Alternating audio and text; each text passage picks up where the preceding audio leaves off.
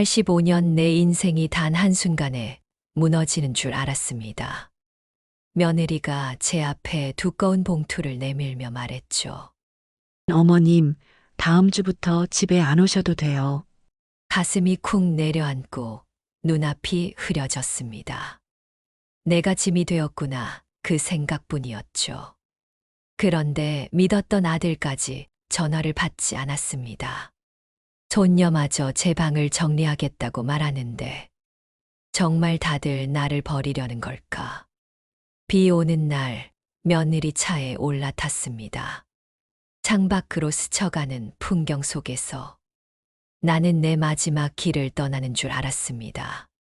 하지만 그곳에 도착했을 때 저는 무릎이 풀려 주저앉고 말았습니다. 믿었던 가족들이 왜 저를 속였는지. 그 반전의 진실은 제 상상을 완전히 뒤엎었거든요. 여러분, 제가 겪은 이 이야기를 끝까지 들어주시겠습니까? 어머님, 이제 말씀드려도 될까요? 이야기 시작하기 전 무료로 할 수 있는 구독과 따봉 버튼인 좋아요 부탁드립니다. 알림 설정도 해두시면 새 영상이 올라올 때마다 제일 먼저 시청하실 수 있습니다. 혹시 이야기 어디에서 듣고 계신가요? 지역 이름이나 장소를 댓글로 남겨주시면 감사한 마음으로 한 분 한 분 반갑게 인사드리겠습니다. 감사합니다. 이야기 시작합니다.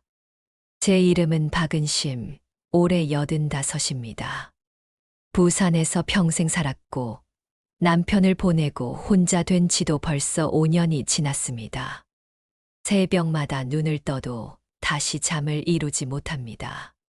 오늘도 새벽 4시 창밖에는 가을비가 추적추적 내리고 있었습니다. 몸을 일으키려는데 돌덩이 같은 무게가 온몸을 짓누르는 듯했습니다. 부엌으로 나가 찬물 한 잔을 삼키고 약봉지를 꺼냈습니다. 혈압약, 관절약, 위장약 그리고 이름 모를 하얀 알약 2개. 의사가 꼭 챙겨 먹으라 했는데 무슨 약인지 기억이 나지 않습니다. 이게 나를 살리는 건지 아니면 그저 연명하는 건지. 손바닥에 놓인 알약을 삼키며 한숨이 새어 나왔습니다. 창문을 열자 15층 아래로 젖은 아스팔트가 아득하게 내려다 보였습니다. 순간 무서운 생각이 번개처럼 스쳤습니다. 황급히 창문을 닫고 뒤로 물러났습니다. 거실 소파에 앉아 텔레비전을 켰습니다. 새벽 뉴스는 귀에 들어오지 않았습니다. 벽에 걸린 남편 영수의 사진이 눈에 들어왔습니다. 늘 환하게 웃던 모습. 5해 전 갑작스런 심장마비로 떠난 후 나는 늘 빈방에 홀로 남겨졌습니다. 여보, 나 요즘 너무 힘들어. 하루가 왜 이렇게 길까? 눈물이 볼을 타고 흘러내렸습니다. 아침 7시 현관문이 열렸습니다. 어머님, 저예요, 서진이에요. 며느리 서진이 우산을 털며 들어왔습니다. 이른 시간임에도 늘 나를 챙겨주는 착한 며느리였습니다. 하지만 요즘은 그조차도 부담스럽게 느껴집니다. 어머님, 또 새벽에 못 주무셨죠? 눈이 빨개요. 조금 일찍 깼을 뿐이야. 그래도 요즘 너무 못 주무셔서 걱정이에요. 병원에 가보셔야 하는 거 아닐까요? 서진은 부엌으로 들어가 냉장고를 열어봤습니다. 어제 해준 달비찜도 손대지 않은 채 그대로였습니다. 된장찌개도 untouched. 서진은 작은 메모지에 적었습니다. 10월 15일 식사 거의 없음. 갈비찜 미섭치, 김치찌개 미섭치. 그런 모습을 보니 괜히 내가 죄인이 된 기분이었습니다. 입맛이 없어서 그랬어. 괜찮아. 어머님, 이렇게 안 드시면 건강 나빠져요. 오늘은 된장찌개 끓여드릴게요. 어머님이 좋아하시는 후박도 넣고요. 서진이 된장찌개를 끓이는 동안 나는 멍하니 그녀를 바라봤습니다. 20해 전 우리 진우가 데려온 새 색시. 그땐 요리 하나 제대로 못하던 아이였는데 이제는 살림 솜씨가 제법입니다. 어머님, 약은 잘 챙겨 드시죠? 며느리가 약통을 하나하나 여러 개수를 세고 사진을 찍었습니다. 사진은 왜 찍니? 아, 떨어지면 미리 사놔야 해서요. 그러면서도 하얀 알약이 담긴 통을 볼 때 잠시 얼굴이 어두워지는 걸 나는 놓치지 않았습니다.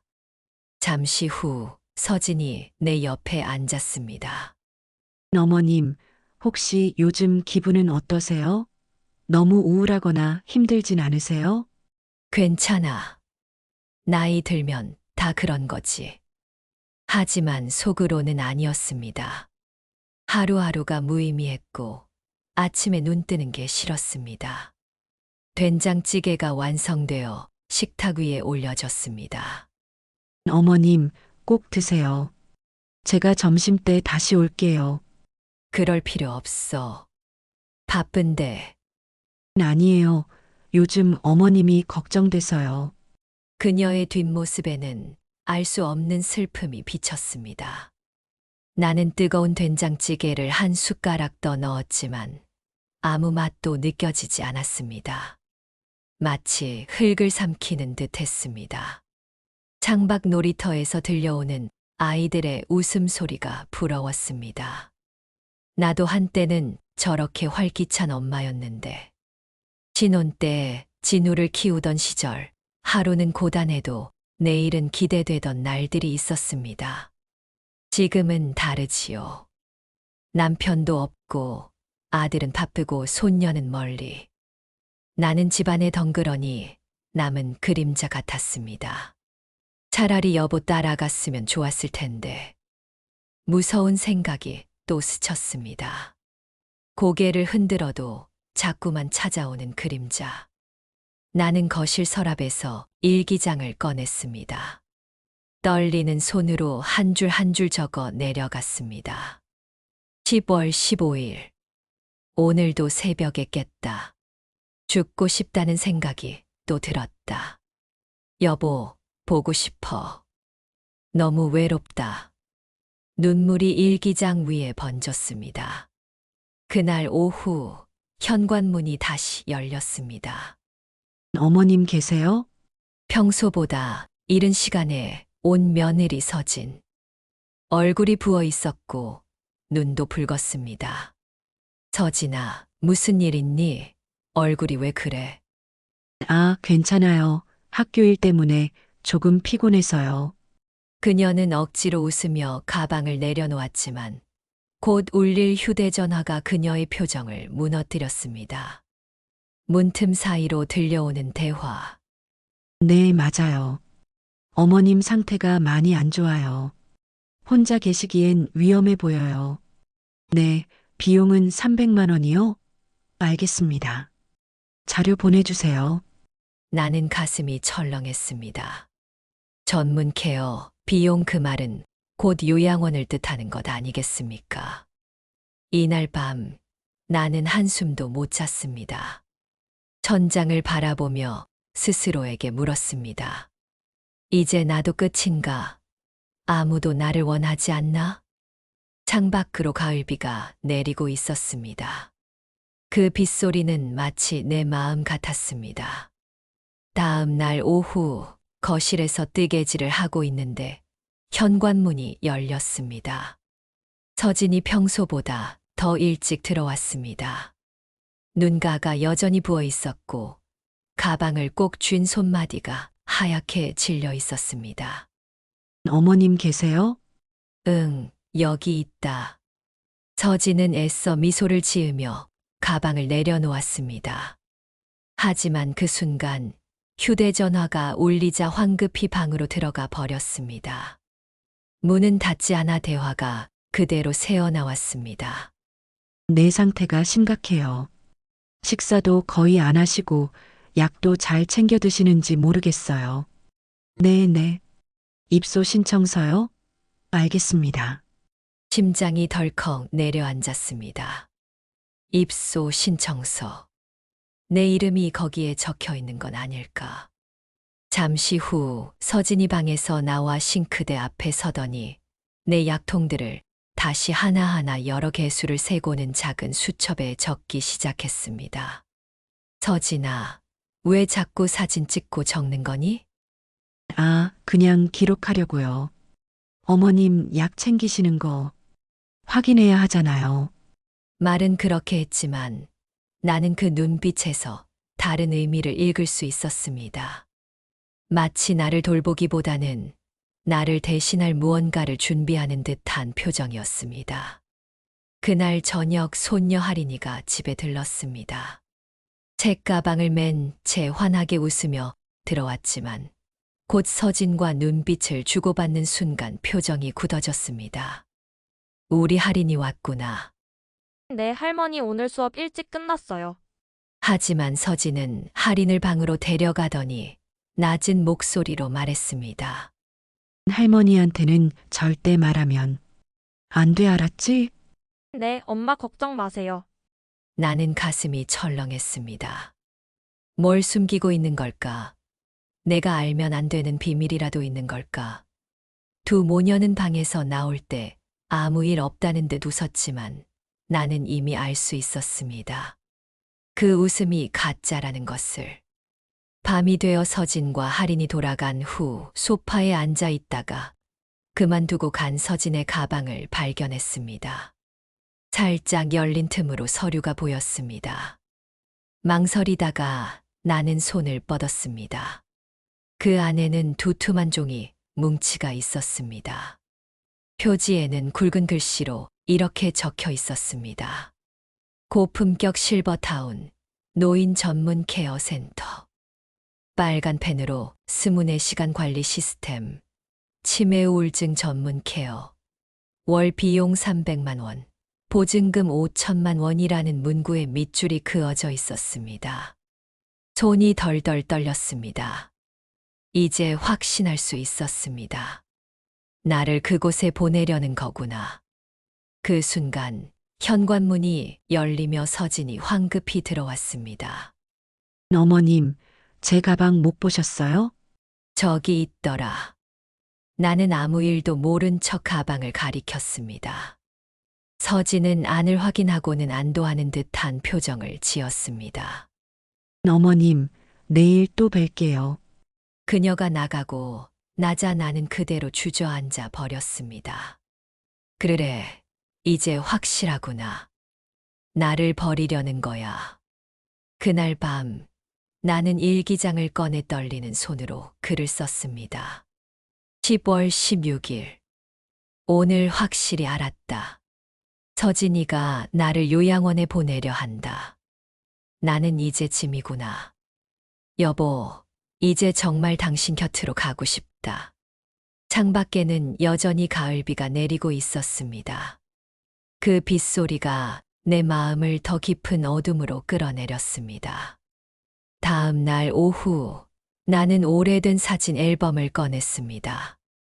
젊은 시절의 내 모습, 남편 영수와 웃고 있던 결혼식 사진, 그리고 무서우면서도 존경스러웠던 시어머니의 얼굴. 결혼 첫날 부엌에서 된장찌개를 배우던 순간이 떠올랐습니다. 어머니 된장은 이렇게 풀어야 한다. 대충 하면 안 돼. 처음 끓인 된장찌개를 맛본 시어머니는 얼굴을 찌푸리며 말했습니다. 이게 된장찌개냐? 구정물이냐? 다시 해. 나는 몰래 울며 다시 냄비를 올렸습니다. 그렇게 혹독했지만 결국 내 손맛을 인정해 주셨습니다. 어머니, 우리 며느리 된장찌개는 기가 막히다. 내가 가르친 보람이 있지.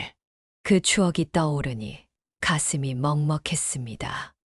시어머니가 마지막으로 남긴 말씀이 귓가에 맴돌았습니다. 어머니, 이 된장 담그는 법 내 며느리에게도 꼭 전해줘라. 우리 집안의 맛을 이어가야지. 하지만 나는 아무것도 전하지 못한 채 버려질 운명의 노인 노파가 되어 있었습니다. 거실 테이블 위에 떨어져 있던 서류 봉투를 집어들었습니다. 입소 신청서. 내 이름이 분명히 적혀 있었습니다. 생년월일, 주소, 병력 그리고 작은 글씨로 우울증 관리 필요라는 문구까지. 머리가 어지러워졌습니다. 내가 치매 환자라는 걸까? 아니, 분명 나는 아니라고 믿었는데. 기억이 조금 흐릿해진 건 맞지만 그렇다고 치매라니. 그때 현관문이 열리며 서진이 다시 들어왔습니다. 어머님, 봉투 못 보셨어요? 아까 떨어뜨린 것 같은데. 나는 손에 든 봉투를 꼭 쥔 채 물었습니다. 서진아, 내가 이제 치매가 오는 거니? 서진의 얼굴이 순간 굳었습니다. 아니에요, 어머님. 그런 게 아니라. 됐어. 더는 듣고 싶지 않다. 나는 방문을 닫고 안으로 들어갔습니다. 문 밖에서 서진의 목소리가 들렸습니다. 어머님, 오해예요. 제가 설명해 드릴게요. 하지만 발소리는 곧 멀어져 갔습니다. 나는 침대에 앉아 생각했습니다. 시어머니는 끝까지 나를 가르쳐 주셨는데 나는 며느리에게 아무것도 전하지 못하고 이렇게 버려지는구나. 사진 속 시어머니를 바라보며 중얼거렸습니다. 어머니, 죄송합니다. 저는 어머니만큼 못했어요. 창밖으로 빗방울이 더 굵어졌습니다. 마치 내 마음을 두드리는 듯 했습니다. 며칠 뒤 오후 2시쯤이었습니다. 거실에서 뜨개질을 하고 있는데 현관문이 열렸습니다. 이번에는 손녀 할인이가 먼저 들어왔습니다. 환하게 웃으며 다가왔지만 왠지 모르게 어색한 기운이 느껴졌습니다. 할머니, 저 왔어요. 우리 할인이 왔구나. 오늘 수업은 어땠니? 그냥요. 과제 때문에 조금 바빴어요. 밝은 대답이었지만 그녀의 눈 밑에는 다크서클이 짙게 내려와 있었습니다. 평소 같으면 내가 먼저 챙겨주었겠지만 요즘은 그럴 기운조차 없었습니다. 할인은 내 옆에 앉아 가방에서 두꺼운 노트를 꺼냈습니다. 할머니, 제가 요즘 정리하는 게 있어요. 비밀이에요. 그녀는 웃으며 노트를 슬쩍 보여주려다 다시 덮었습니다. 호기심이 생겼지만 차마 묻지 못했습니다. 왠지 나와 관련된 것 같아서 더 두려웠습니다. 잠시 뒤 서진이 들어왔습니다. 서진은 평소보다 더 피곤해 보였고 무언가에 쫓기는 듯한 표정이었습니다. 어머님, 오늘은 좀 어떠세요? 괜찮다. 짧게 대답했지만 사실 마음은 전혀 괜찮지 않았습니다. 지난 며칠 동안 발견한 서류와 대화들이 머릿속에서 떠나질 않았습니다. 서진은 냉장고를 열고 음식들을 하나씩 확인했습니다. 지난번보다 더 꼼꼼하게, 심지어는 작은 반찬통까지 열어봤습니다. 어머님, 드신 게 거의 없네요. 이렇게는 안 돼요. 그녀가 싱크대에 서서 나의 약통을 다시 들여다봤습니다. 그 표정은 마치 내 상태를 확인한다기보다 무언가를 기록하는 듯 했습니다. 나는 참지 못하고 물었습니다.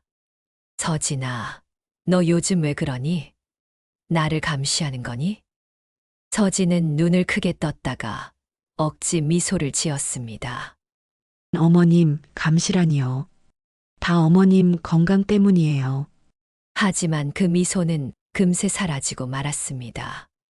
그날 저녁 서진과 할인이 돌아간 뒤 나는 다시 거실을 정리하다가 작은 서류 봉투를 발견했습니다. 분명 서진이 급히 떨어뜨린 것 같았습니다. 이번에는 주저하지 않았습니다. 봉투를 열자 눈앞에 믿기 힘든 글자가 보였습니다.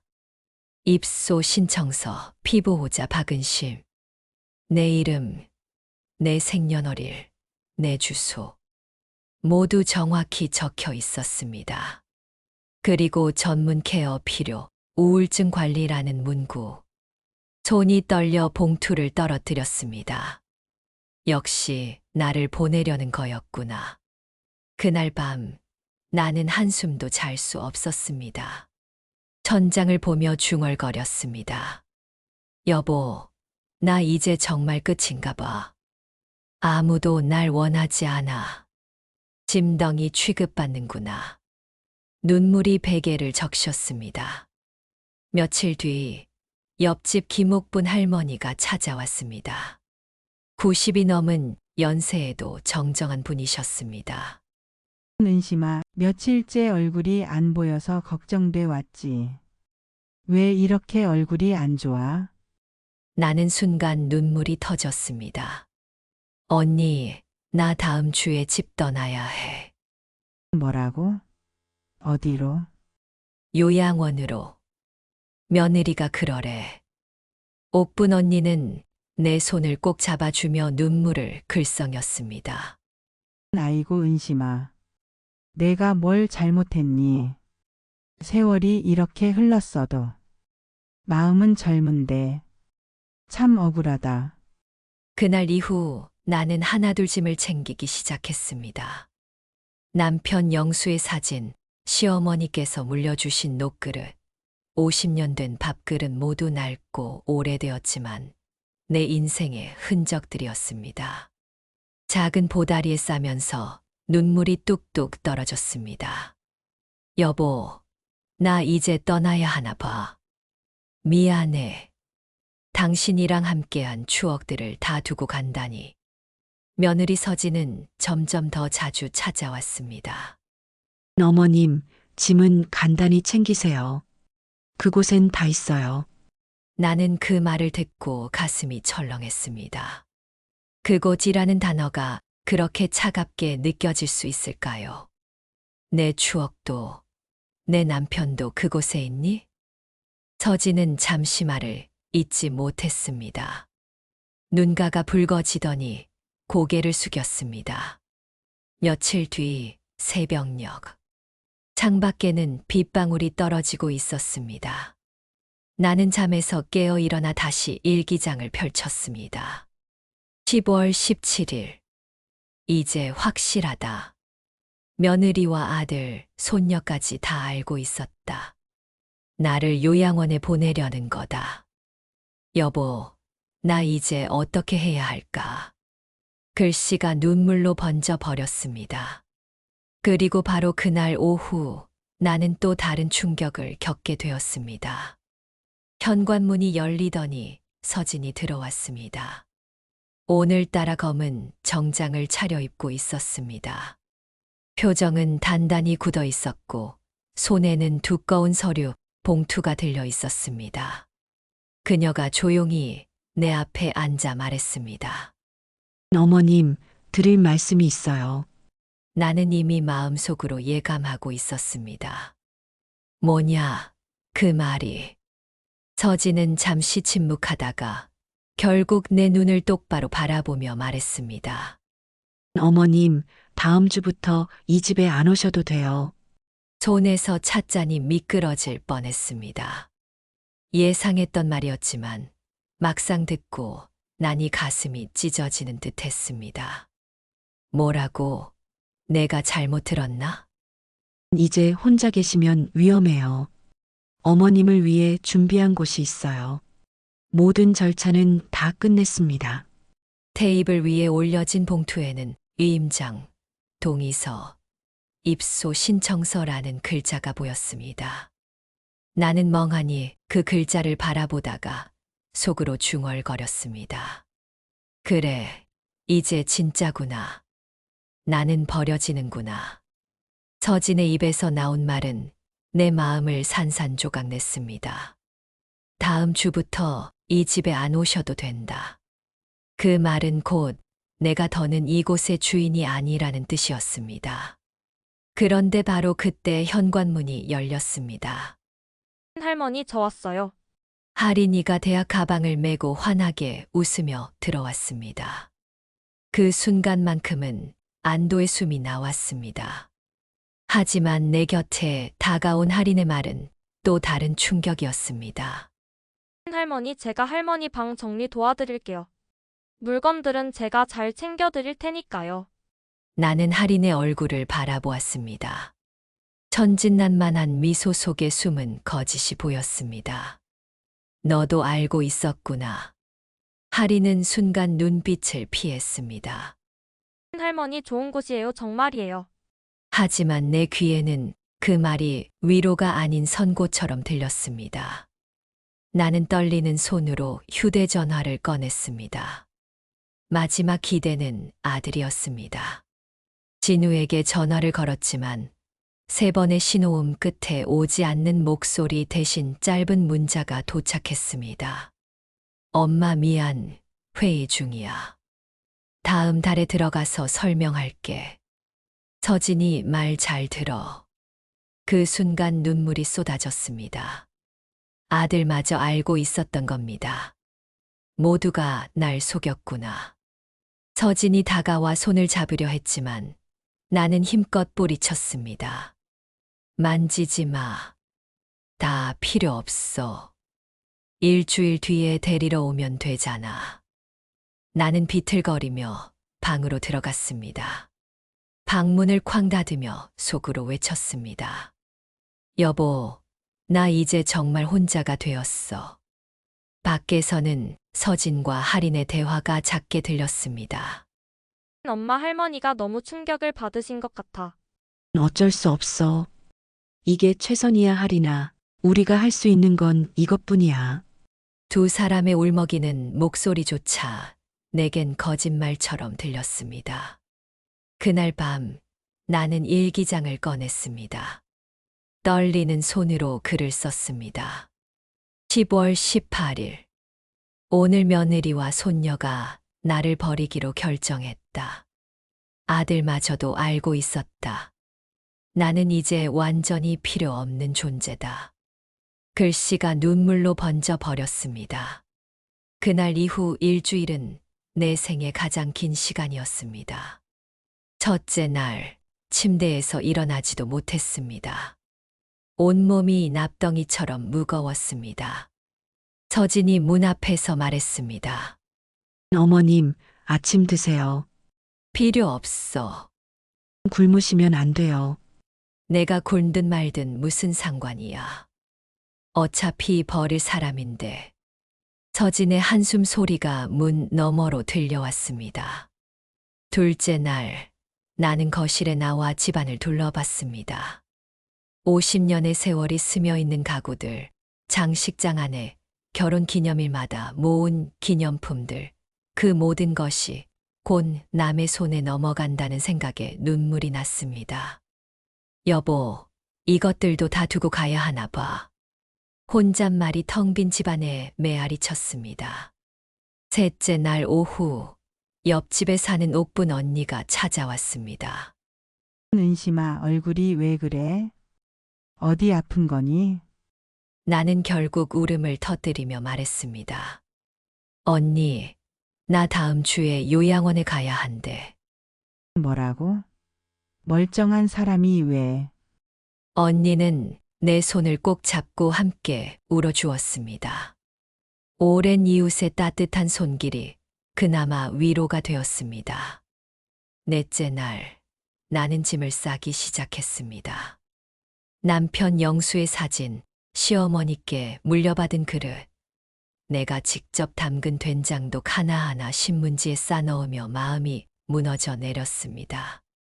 여보, 이제 정말 당신 곁으로 가고 싶다. 다섯째 날, 서진이 와서 말했습니다. 어머님, 짐은 간단히 챙기세요. 그곳엔 다 있어요. 나는 고개를 저으며 대답했습니다.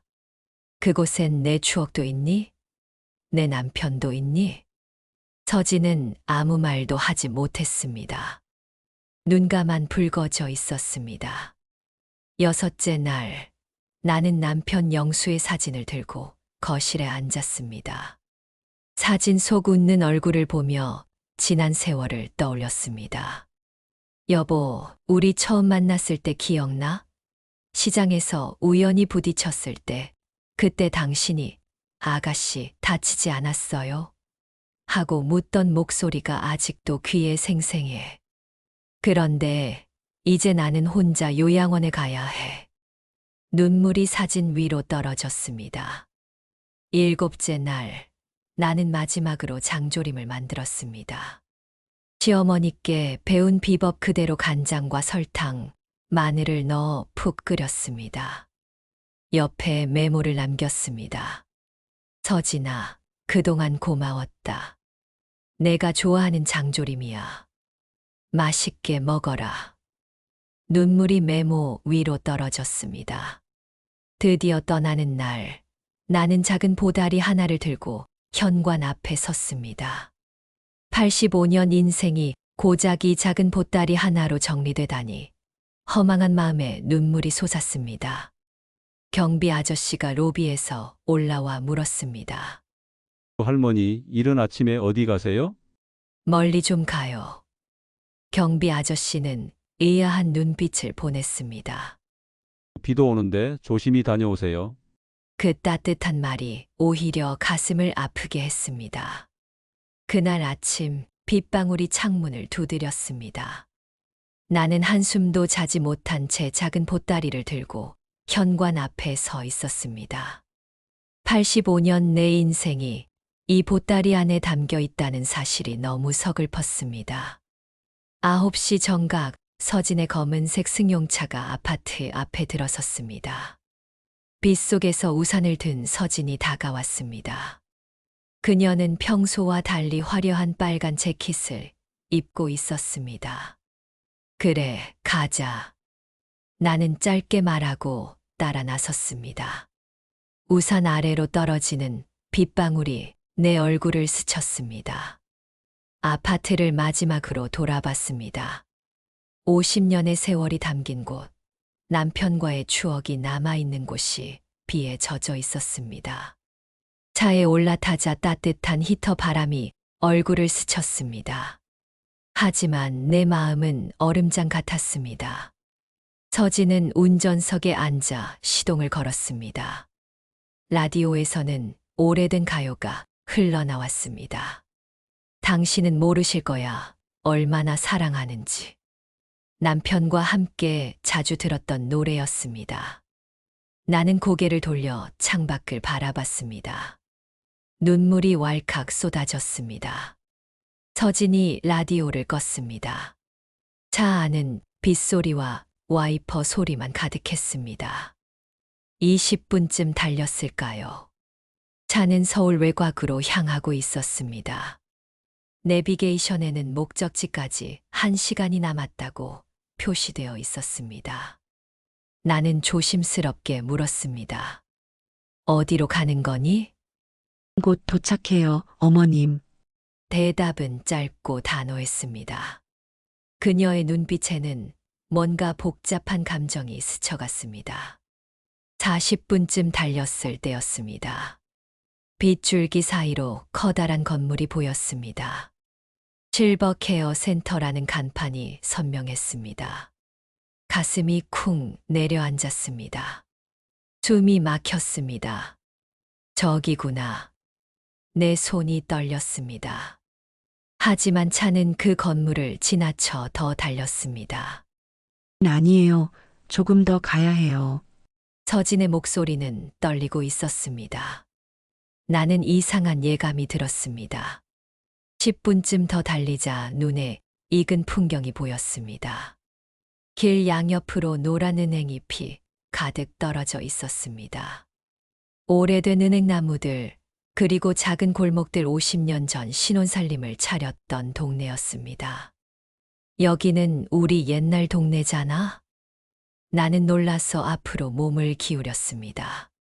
은행나무 아래에서 남편과 첫 키스를 했던 기억, 골목 모퉁이 가게에서 처음 장을 봤던 기억이 떠올랐습니다. 눈물이 흐려서 창밖이 제대로 보이지 않았습니다. 차는 좁은 골목길로 들어섰습니다. 옛 슈퍼 자리에 세워진 편의점, 오래된 병원 건물, 그리고 작은 공원까지 모든 것이 추억 속 모습 그대로였습니다. 그리고 차는 한 건물 앞에 멈췄습니다. 2층짜리 건물이었고 가림막에는 곧 오픈이라고만 적혀 있었습니다. 간판은 덮여 있어 정체를 알 수 없었습니다. 여기가 요양원이니? 서진은 대답 대신 내 문을 열어주며 우산을 씌워줬습니다. 들어가 보시면 압니다. 어머님, 나는 무거운 발걸음을 옮겼습니다.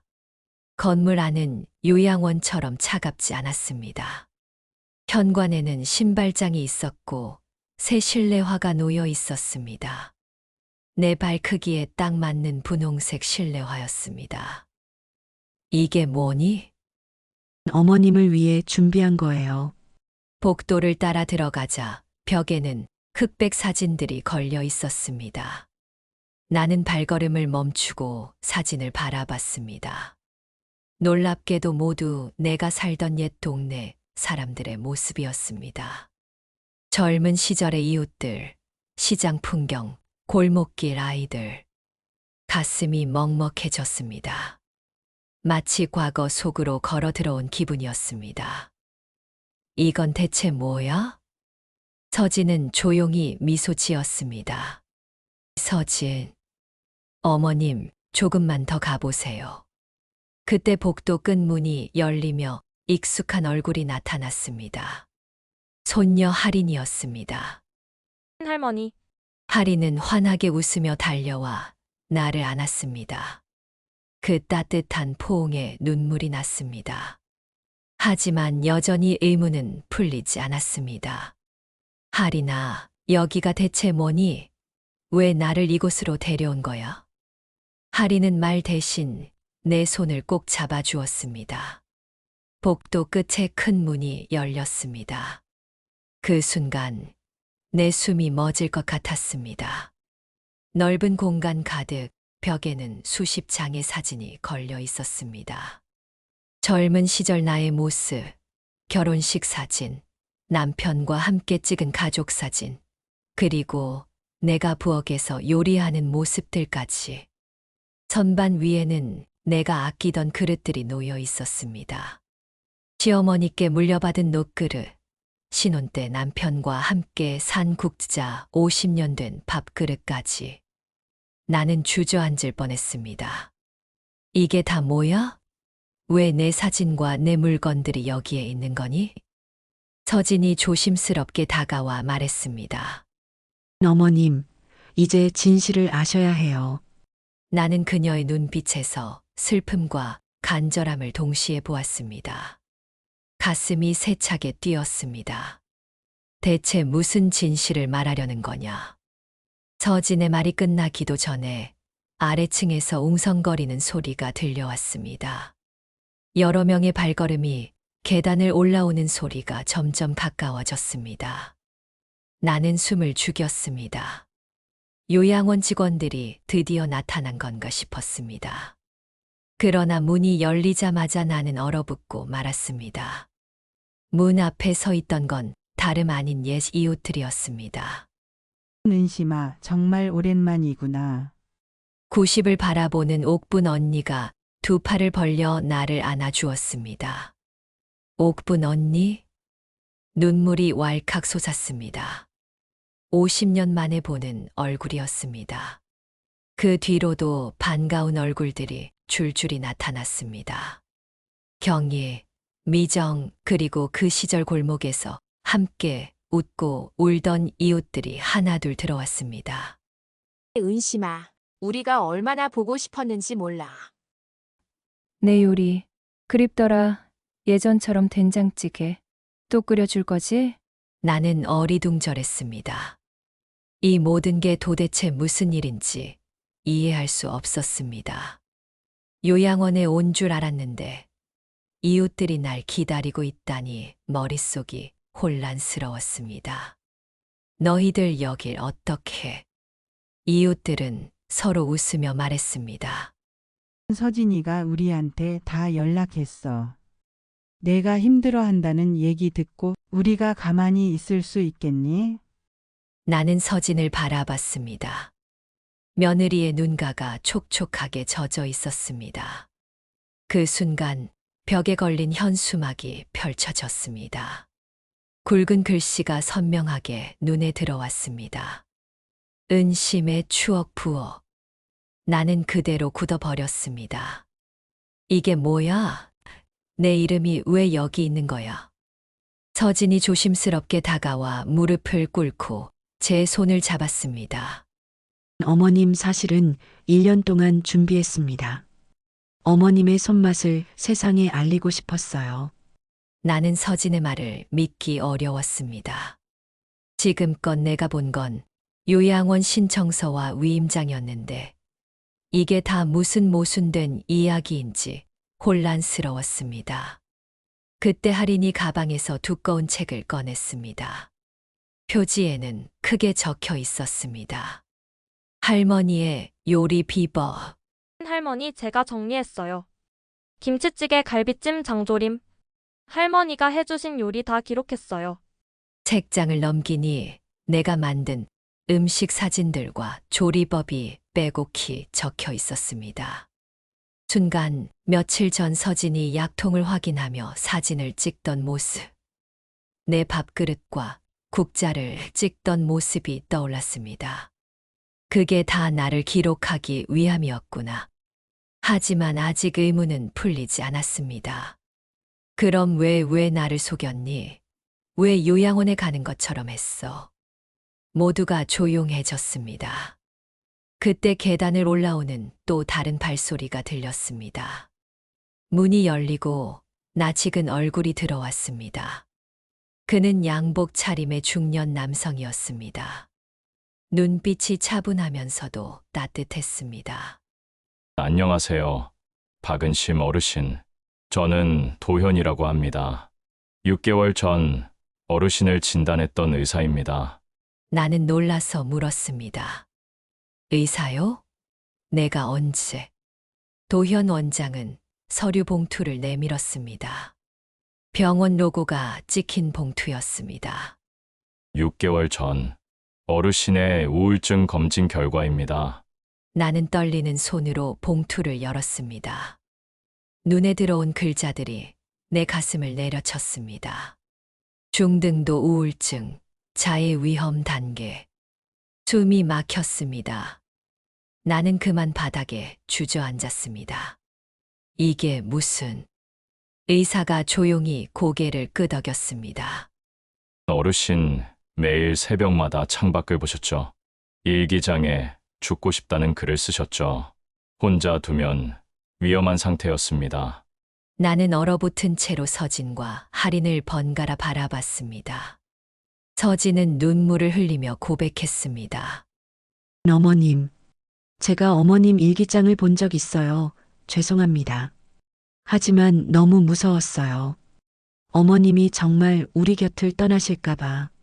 할인도 울먹이며 말했습니다. 할머니, 제가 그래서 영상으로 기록했어요. 할머니가 살아온 날들을 남기고 싶었어요. 그러다 보니 식당 이야기가 나왔어요. 모든 퍼즐이 맞춰지기 시작했습니다. 위임장과 신청서, 약통 사진, 물건 기록 모두 나를 버리기 위한 게 아니라 나를 살리기 위한 준비였던 겁니다. 하지만 나는 여전히 믿기지 않았습니다. 그래도 날 속였잖아. 왜 솔직하게 말하지 않았어? 의사가 차분히 대답했습니다. 어르신, 충격요법이 필요했습니다.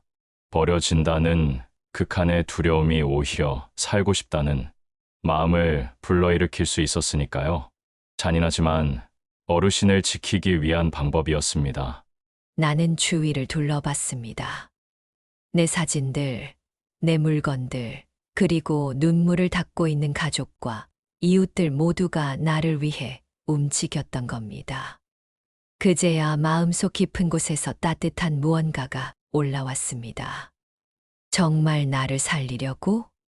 서진이 고개를 끄덕이며 내 손을 꼭 잡았습니다. 네, 어머님. 어머님은 우리 가족의 중심이에요. 어머님이 없으면 우리도 없습니다. 나는 그 말을 듣는 순간 무너져 있던 가슴이 조금은 풀리는 것 같았습니다. 눈물이 흐르지만 이번엔 슬픔의 눈물이 아니었습니다. 그리고 그때 옆에서 조용히 서 있던 아들이 모습을 드러냈습니다. 출장 중이라더니 그는 이미 이곳에 와 있었습니다. 어머니 죄송합니다. 저도 다 알고 있었습니다. 하지만 이게 어머니를 살리는 길이라 믿었습니다. 나는 도윤의 얼굴을 보자마자 배신감과 안도감이 뒤섞인 눈물이 쏟아졌습니다. 내 아버지가 살아 있었다면 이런 일은 없었을 텐데. 도윤은 무릎을 꿇고 내 손을 잡았습니다. 아버지도 어머니가 살길 바라셨을 겁니다. 아버지가 남기신 것 지금 보여드리겠습니다. 그 순간 서진이 낡은 나무 상자를 가져왔습니다. 상자 안에는 수십 통의 편지들이 들어 있었습니다. 모두 남편 영수가 내게 남긴 편지였습니다. 나는 편지를 하나 꺼내 읽었습니다. 사랑하는 은심아, 내 된장찌개는 세상에서 제일 맛있다. 언젠가 내 요리를 모두가 맛볼 수 있는 작은 식당을 차려주고 싶다. 나는 편지를 가슴에 안고 흐느꼈습니다. 나는 남편의 편지를 가슴에 꼭 안고 한참을 울었습니다. 종이 냄새 속에서 그의 목소리가 들려오는 것 같았습니다. 은심아, 내 요리는 내 삶의 자랑이었어. 언젠가 내 솜씨를 세상이 알았으면 했단다. 그제야 깨달았습니다. 내가 짐이 아니라 아직 세상에 내어놓아야 할 것이 있다는 걸. 하지만 여전히 마음 한구석은 불안했습니다. 85세, 이제 시작이라니 내가 과연 할 수 있을까? 눈물이 채 마르기도 전에 서진이 내 앞에 무언가를 내밀었습니다. 낡은 레시피 노트였습니다. 남편이 정성껏 적어둔 글씨가 가득했습니다. 어머님, 아버님이 남기신 겁니다. 된장찌개, 김치, 갈비찜. 어머님이 해주신 요리들이 다 기록돼 있어요. 나는 손끝이 떨리며 노트를 넘겼습니다. 시어머니께 처음 배워 실패했던 된장찌개, 몰래 울며 다시 끓였던 날들, 그리고 결국 칭찬을 받았던 순간까지 모든 기억이 한 장 한 장에 겹쳐 보였습니다. 이건 어머니가 내게 남긴 가르침이기도 하지. 그때 옆에서 할인이 가방을 열었습니다. 카메라와 작은 앨범을 꺼냈습니다. 할머니 사실 지난 1년 동안 제가 다 기록했어요. 할머니가 요리하실 때 손끝의 움직임, 눈빛, 심지어 조미료 넣는 습관까지요. 그리고 영상으로도 만들었어요. 앨범 속에는 내가 부엌에서 웃으며 장조림을 저어 나르던 모습, 된장을 항아리에 담던 모습이 고스란히 담겨 있었습니다. 나는 숨이 막혔습니다. 내가 몰랐던 순간에도 가족은 날 바라보고 있었던 겁니다. 이웃들이 둘러서며 말했습니다. 은심아, 너 요리 솜씨 덕분에 우리도 살았잖아. 애들 밥 못 먹일 때 내가 나눠준 된장찌개 아직도 잊을 수가 없어. 내 반찬 없었으면 우리 집 숟가락, 젓가락 다 굶었을 거다. 그러니 이제는 우리가 은심이 덕 좀 보자. 너 요리 다시 먹고 싶어서 얼마나 기다렸는지 몰라. 그들의 웃음은 나를 향한 진심이었습니다. 나는 천천히 일어나 벽에 걸린 현수막을 바라봤습니다. 은심의 추억 부엌. 내 이름이 선명히 적힌 글자. 한쪽에서는 믿기 힘들었고 또 한쪽에서는 가슴이 뜨겁게 뛰었습니다. 정말 내가 여기서 뭘 할 수 있을까? 나 같은 늙은이가. 서진이 단호하게 고개를 저었습니다. 아니에요, 어머님. 어머님은 늙은이가 아니라 우리 가족의 중심이에요. 어머님이 살아야 우리도 삽니다. 그 순간 도윤이 앞으로 나섰습니다. 무거운 상자를 들고 있었습니다. 어머니, 이건 아버지가 남기신 돈입니다. 작은 가게라도 열고 싶다고 하셨잖아요. 그 꿈, 이제 우리가 이뤄드리려고 합니다. 상자 안에는 묵직한 통장이 들어 있었습니다. 아버지가 몰래 모아두었던 돈.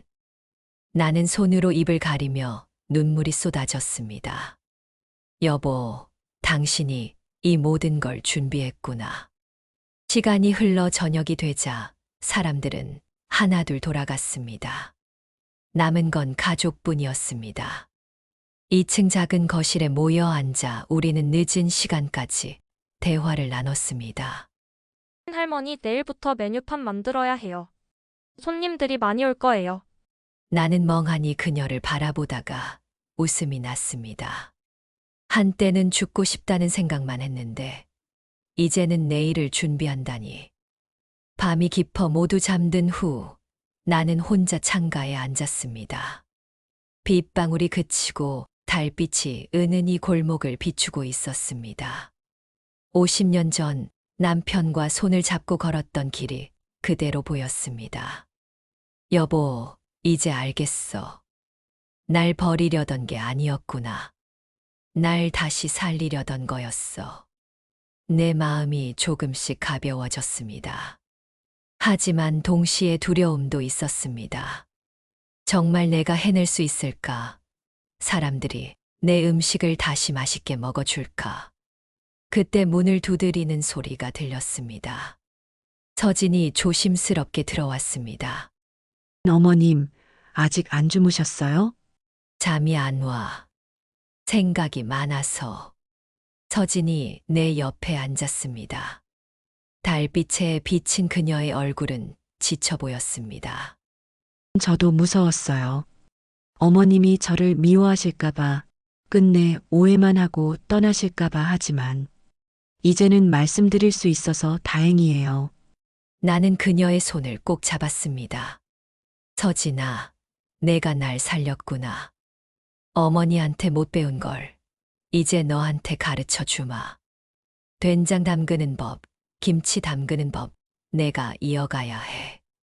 그 순간 시어머니의 마지막 말씀이 떠올랐습니다.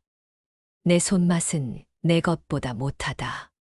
내 된장은 꼭 며느리에게 전해줘야 한다. 그 약속을 이제야 지킬 수 있겠구나. 나는 가슴이 뭉클했습니다. 그날 밤 나는 오랜만에 편안히 눈을 감았습니다. 내일은 내 인생의 새로운 첫날이 될 거라는 예감이 들었습니다. 드디어 그날이 밝았습니다. 간판에 적힌 글자가 선명하게 햇살을 받으며 반짝였습니다. 은심의 추억 부어. 나는 두 손을 모아 기도하듯 간판을 올려다봤습니다. 85년 인생 끝에서 맞이한 새로운 시작이었죠. 아침 일찍부터 서진과 할인이 분주하게 움직였습니다. 테이블볼을 펴고 꽃을 꽂고 메뉴판을 정리했습니다. 나는 부엌에 서 있었습니다. 손끝이 떨렸습니다. 반세기 동안 가족을 위해서만 했던 요리가 이제는 세상을 향해 열리려 하고 있었습니다. 여보, 정말 내가 할 수 있을까? 오늘 손님들이 실망하면 어떡하지? 서진이 내 뒤에서 말했습니다. 괜찮아요. 어머님, 아버님이 늘 자랑하셨잖아요. 우리 집 된장찌개는 세상 최고라고요. 할인도 환하게 웃었습니다. 할머니, 걱정 마세요. 제가 사진도 찍고 영상도 만들 거예요. 오늘 할머니가 주인공이에요. 아침 11시 문 앞에 발자국 소리가 들렸습니다. 첫 손님은 이웃 옥분 언니와 경희, 미정이었습니다. 세월이 흘러도 여전히 나를 순자야라 부르던 목소리에 눈물이 핑 돌았습니다. 은심아, 이 시간만 기다렸다. 내 된장찌개 먹을 수 있다니 꿈만 같아. 나는 곧장 부엌으로 향했습니다. 큰 냄비에 멸치와 다시마를 넣고 시어머니께 배운 대로 된장을 풀었습니다. 콩 냄새가 은은히 퍼지자 오랜 기억들이 함께 끓어오르는 것 같았습니다. 점심시간이 되자 손님들이 몰려들기 시작했습니다. 동네 어르신들, 젊은 부부, 아이들까지. 작은 가게가 금세 가득 찼습니다. 나는 땀을 흘리며 부엌에서 손을 놀렸습니다. 된장찌개, 갈비찜, 장조림 내 손맛이 하나하나 밥상에 올려졌습니다. 할머니, 된장찌개 정말 맛있습니다. 집밥이 그리웠는데 눈물이 납니다. 나는 부끄럽게 웃으며 대답했습니다. 이건 제 시어머니께 배운 비법이에요. 대대로 이어져야 하는 맛이죠. 식당 안은 웃음소리와 그릇 부딪히는 소리로 가득했습니다. 나는 서서히 실감하기 시작했습니다. 나는 버려진 노인이 아니라 여전히 필요한 사람이다. 그 순간 내 안에 어둡던 그림자가 서서히 걷히고 있음을 느꼈습니다. 저녁 무렵 하루 장사가 끝났습니다. 테이블을 정리하고 난 뒤 가족들이 내 옆에 앉았습니다. 어머니, 오늘 매출이 꽤 나왔어요. 생각보다 손님이 많으셨네요. 나는 웃으며 대답했습니다. 돈이 중요한 게 아니야. 내 음식을 먹고 행복해하는 얼굴들을 보니 그게 더 큰 보람이지. 서진이 내 손을 꼭 잡았습니다. 어머님, 정말 고생 많으셨어요. 이제 저한테 된장 담그는 법 꼭 전해주세요. 나는 그녀의 손을 꼭 잡으며 대답했습니다. 그래, 이제 내 차례다. 나도 시어머니께 배웠으니 너도 이어가야지. 그날 밤 나는 오랜만에 일기장을 꺼냈습니다. 오늘은 정말 행복한 날이었다. 나는 살아있다. 사랑받고 있다. 그리고 아직 세상에 필요한 사람이다. 펜 끝이 떨리지 않고 힘차게 움직였습니다. 그것은 내 마음속 우울이 사라졌다는 증거였습니다. 창밖을 보니 별빛이 총총했습니다. 나는 하늘을 향해 중얼거렸습니다. 여보, 이제 걱정하지 마. 당신이 꿈꾸던 식당 내가 이루었어. 그리고 나 정말 행복해. 잠자리에 누우며 미소가 지어졌습니다. 내일도 모레도 손님들에게 따뜻한 밥상을 차려줄 수 있다는 사실만으로도 가슴이 벅찼습니다. 죽고 싶다던 어제가 아니라 살고 싶어지는 오늘이 내게 찾아왔습니다. 저의 이야기를 끝까지 들어주셔서 감사합니다. 혹시 지금 누군가 나는 필요 없는 존재야라고 느끼신다면 꼭 말씀드리고 싶습니다. 우리의 삶은 끝나지 않았습니다. 언제든 새로운 시작이 올 수 있습니다. 여러분은 어떻게 생각하시나요? 혹시 여러분의 가족이, 이웃이 또는 당신 스스로가 새로운 시작을 준비하고 계신가요? 댓글로 남겨주시면 우리의 이야기가 더 깊어질 것입니다.